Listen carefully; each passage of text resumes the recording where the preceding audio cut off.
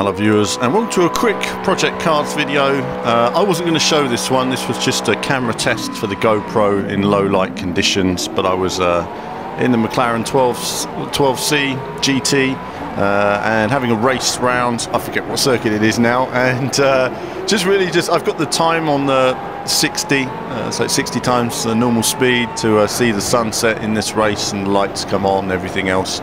And over the past few days made some progress. It suddenly all started working for me, which means I've been turning all kinds of settings on and off, trying to retain frame rate, and I've found just about balance now with settings where they are, sunlight settings, everything else, and still getting about 55 frames per second, which is nice and smooth for me.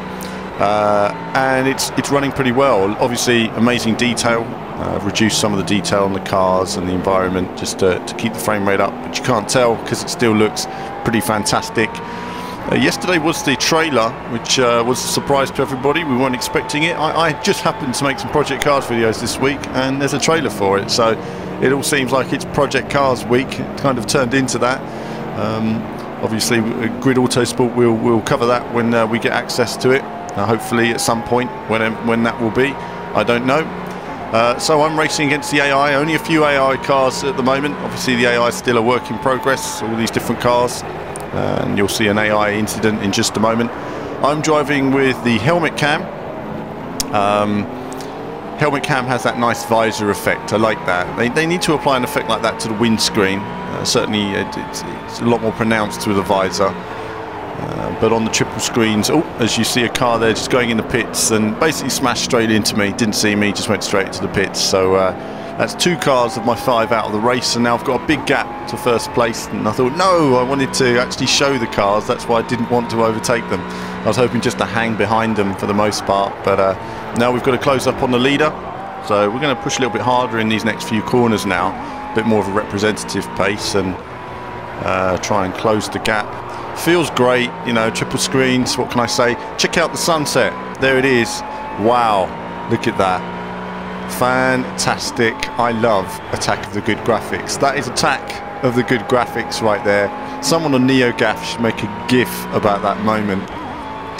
I would, if I could, if I wasn't such a noob when it came to those things. But certainly it looks great. And now we descend into nighttime. Hence why I was recording in the dark with the GoPro, but unfortunately, as you can see, in low light conditions it's struggling a bit. Also with the helmet cam, obviously there's the focus effect in and out on the screen. I think that was affecting the camera slightly, which was set to an autofocus, so it can, I believe it's an autofocus. I have no idea on these things either, because I'm a camera noob. I am a gamer who works with cameras and mics, but really I honestly don't know. I'm always in the dark with these things. It's always a learning process. One thing I do behind the scenes is a lot of different lighting tests, and this is just basically a lighting test, which wouldn't normally be a public video.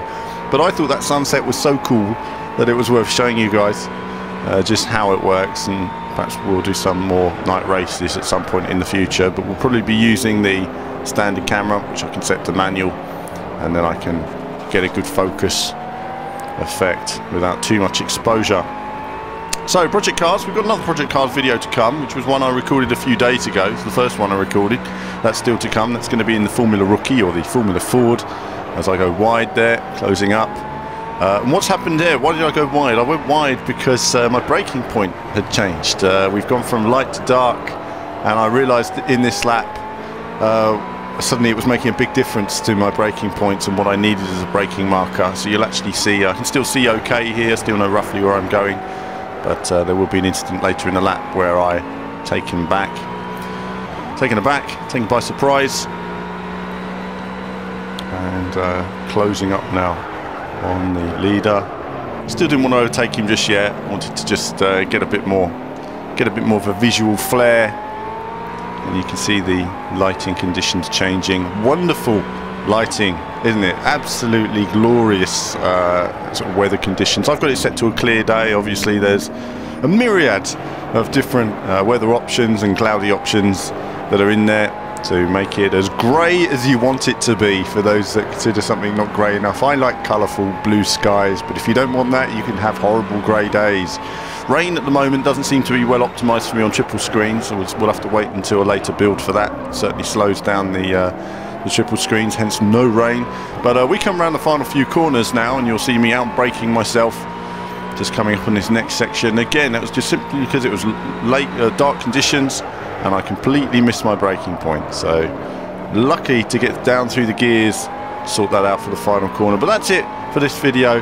There'll be more from me very soon.